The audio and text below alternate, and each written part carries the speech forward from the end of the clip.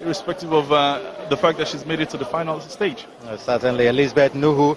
Earlier on, we saw Hudong Gyang Stephen finishing, a lady from Plateau State, Nigeria, and North Central Nigeria. Nuhu, Elizabeth, coming in to finish. Gradually but surely towards the finish line for Nuhu, Elizabeth.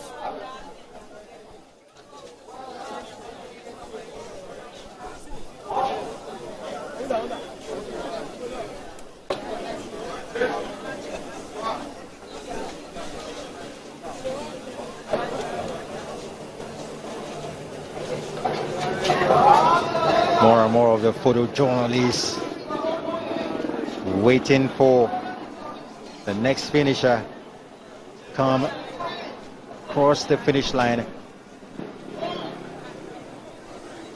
And now those twosome with the interesting finish. That's the finish that Moses always looking out for. You can take a pause, have some selfies with some interest, and then while you're headed to the finish line. Nuhu still making her way towards the finish line. Very much in sight now. Elizabeth Nuhu, another Nigerian, heading towards the finish line.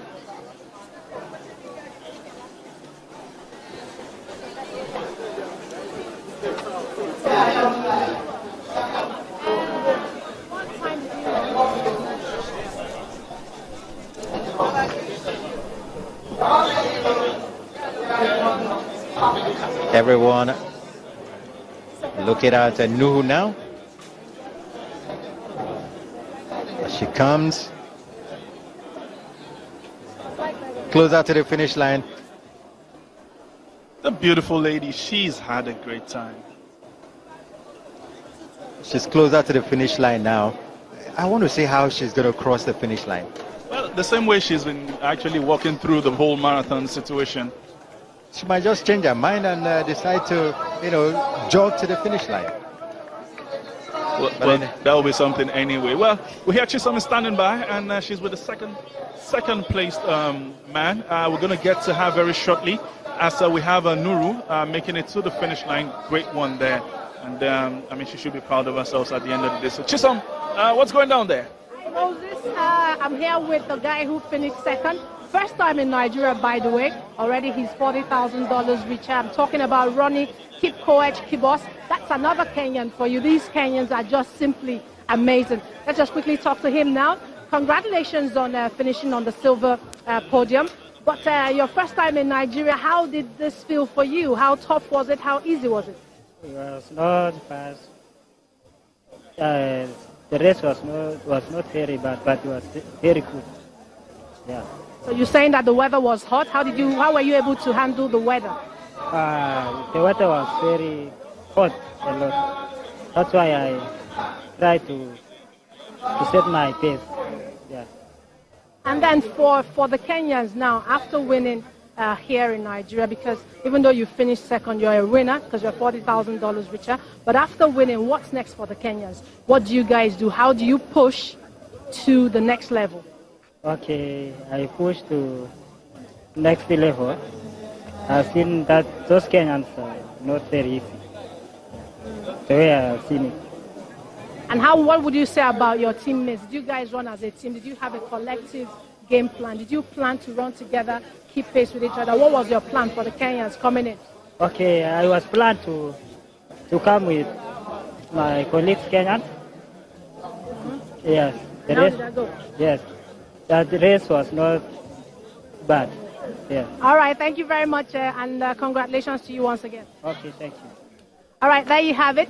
That is Ronnie Kipkoech Kibos, the guy who finished in second position, another Kenyan. And guess what? Another Kenyan finished third. It was actually a Kenyan 1, 2, 3, 4 for the men and for the women. Again, a Kenyan 1, 2, 3, 4.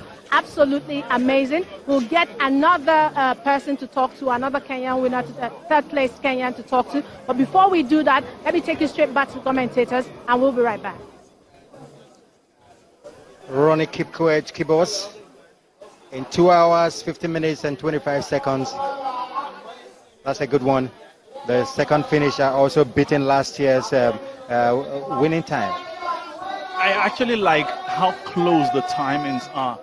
Ralph, remember, we are going very closely to that point where we will start to run a sub 2 hours, 10 minutes, maybe from next edition in 2018. But the truth is, it's doable. That we have seen. I totally agree with you.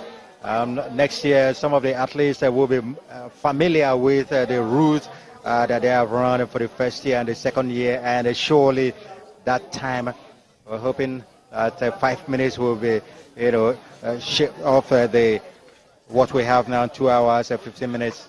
But the thing is this, Ralph, I believe after 2 editions of the Access Bank Lagos City Marathon, many of these runners, especially the East Africans, know that their preparation has to be different from the usual preparation. It is hot and humid at this time.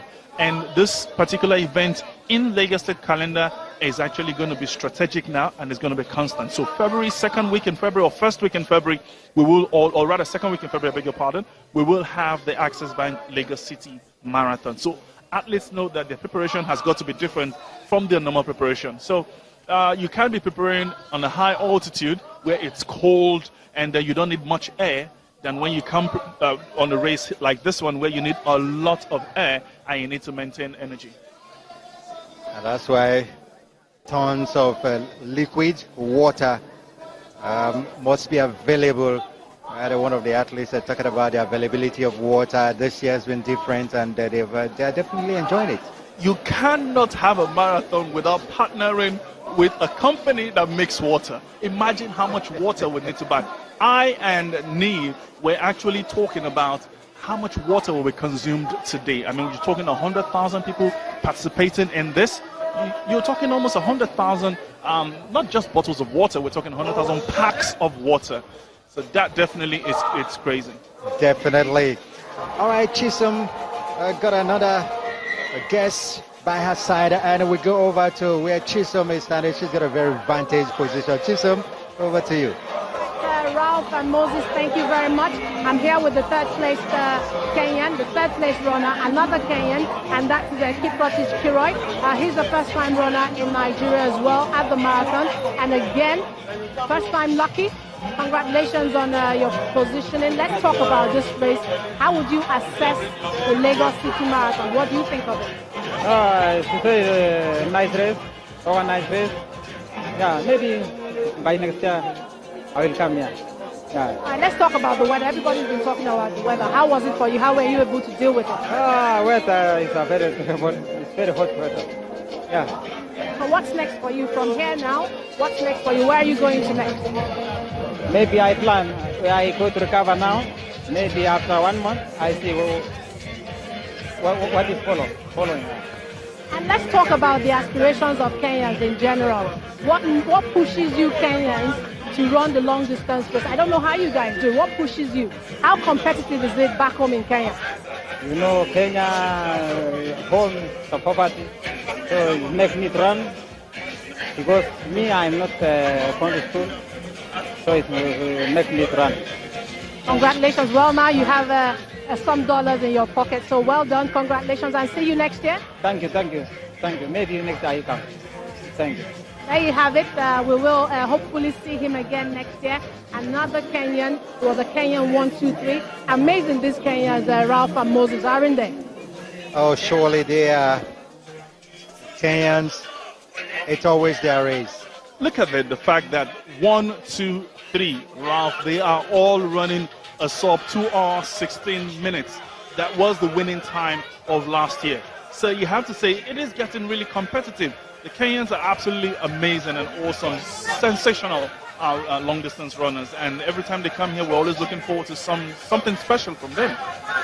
You know, once a race goes from 800 meters, you leave it for the East Africans, especially the Kenyans. But then in recent times, we had from Southern Africa, taking over the 800 meters. But from 1,500 and on, it's all about the Kenyans, the Ethiopians, and all that. Dinatu is coming in.